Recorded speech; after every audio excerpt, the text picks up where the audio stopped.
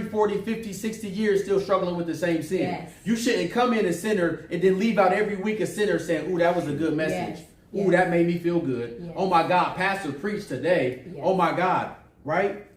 He will not allow his church to play with sin. There's a difference between being in sin and playing with sin. I knew I was a sinner and I hated it, but I would fall. I ain't even gonna lie. There's certain times I will fall into temptation. There's other times I will run to temptation. But each time I will grieve and say, God, don't allow me to get to the place where I don't feel this prick anymore. That's a dangerous place to be when you're playing with sin and you don't feel convicted anymore because God has left you. Mm-hmm.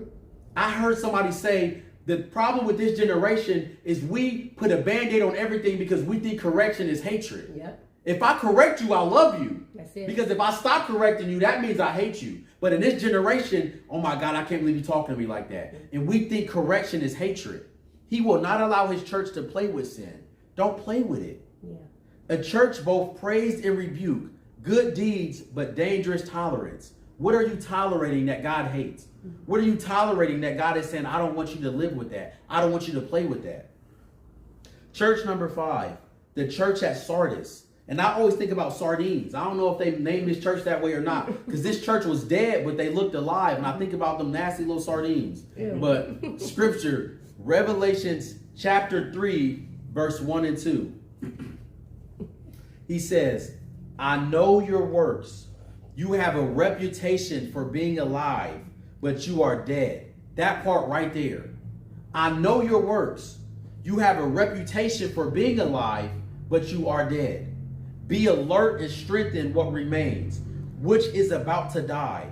For I have not found your works complete before my God. This church was praised for a few faithful individuals, but they were rebuked for being spiritually dead despite an outward reputation. Mm-hmm. How many churches have a reputation, but they're spiritually dead on the inside? Mm-hmm. How many churches have a big name? We know them, we hear about them, but on the inside, they're spiritually dead. Look at a phone that shows 100%, but shuts off the moment you try to use it. Mm-hmm. That's some churches. Mm-hmm. On the outside, they look like they're operating at 100%, but on the inside, they're dead. Your phone can deceive you. You think it says 100, and then you go to look at it, and it's dead. The moment you try to use it, outwardly alive, inwardly empty. Don't settle for reputation. Big name church, good music, good preaching, good attendance mean nothing if there's no real spiritual life. Jesus says, wake up. I'm not